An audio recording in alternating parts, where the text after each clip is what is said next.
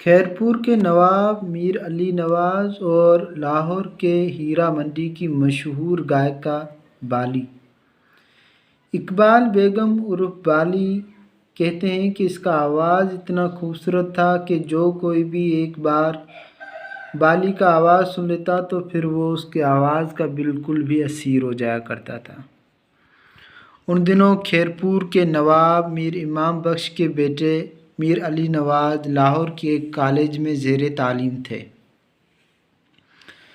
جب ایک بار میر علی نواز کا لاہور کی ہیرا منڈی سے گزر ہوا تو ان کے کانوں پر بھی وہی آواز سنائی دی بالی کی، اور وہ آواز سنائی دی تو ایسے سنائی دی کہ پھر نہ اس کے دل سے اور نہ ہی اس کے روح سے وہ آواز نکلی۔ جب پہلی بار میر علی نواز نے بالی کی آواز سنی تو وہ اس کی آواز کے اسیر ہو گئے اور اپنا دل ہار بیٹھے، اور یہ قصے بڑھتے بڑھتے اتنے بڑے کہ یہ بات دور تلک جا نکلی۔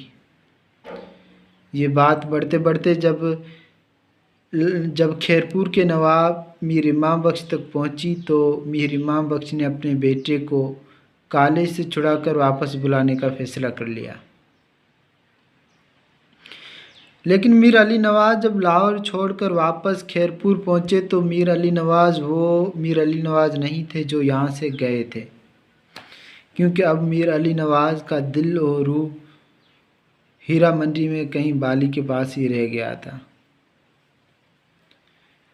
لیکن اب میر علی نواز کو بالی کو پانے کے لیے دو چیلنج کا سامنا تھا۔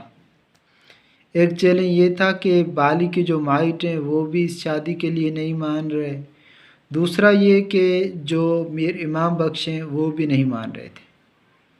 میر امام بخش کے نہ ماننے کی وجہ یہ تھی کہ میر علی نواز پہلے سے ہی شادی شدہ تھے، لیکن اب پانا تو ہے ہی، کیونکہ عشق جو ہو گیا ہے۔ اب میر علی نواز نے بالی کو پانے کے لیے اس ٹائم کی انگریز حکومت کو ایک تفصیلی اور رومانٹک خط لکھا۔ اس خط کے کچھ الفاظ یہ بھی تھے کہ بالی کے جو بھائی ہیں اس نے مجھ سے بہت سارے پیسے لیے ہیں اور اب وہ بالی کو میری طرف نہیں چھوڑ رہا۔ اس خط کے جواب میں میر علی نواز کو یہ بتایا گیا کہ پہلے تو جو بالی کے جو مائٹ ہیں وہ نہیں مان رہے، دوسرا یہ کہ آپ کے جو ابا ہیں میر امام بخش وہ بھی اس شادی سے خوش نہیں ہیں۔ اگر یہ شادی میر امام بخش کے مرضی کے خلاف ہوئی تو ایسا بھی ہو سکتا ہے کہ آپ کو ریاست سے کوئی عہدہ نہ ملے۔ پھر اچانک قسمت نے کروٹ بدلی اور ایسا ہوا کہ کچھ ٹائم بعد میر امام بخش اس دنیا سے چل بسے، اور ہوا بھی ایسا ہی کہ میر امام بخش کے گزر جانے کے 6 ماہ بعد بھی میر علی نواز کو عہدہ نہیں ملا۔ لیکن جب میر علی نواز کو عہدہ ملا تو اس نے اپنے بالی کو بنانے کا جو عہدہ تھا، وہ جو وچن تھا وہ پورا کیا اور بالی کو بیاہ کر کے اپنے گھر لے آئے۔ جب بالی کو خیرپور لایا گیا تو اس کے لیے ایک الگ محل تیار کیا گیا جس کا نام رکھا گیا دلشاد منزل۔ کہتے ہیں کہ جب بالی صبح کو اٹھتی تھی تو اس کو پھولوں سے تولا جاتا تھا۔ ان دنوں اس برِ صغیر کے خطے میں بہت کچھ ہو رہا تھا۔ ایک طرف گاندھی سول نافرمانی کی تحریک چلا رہے تھے تو دوسری جانب علامہ اقبال آزاد مسلم ریاست کا تصور دے رہے تھے، لیکن ان سب سے میر علی نواز بالکل بھی بے نیاز تھے۔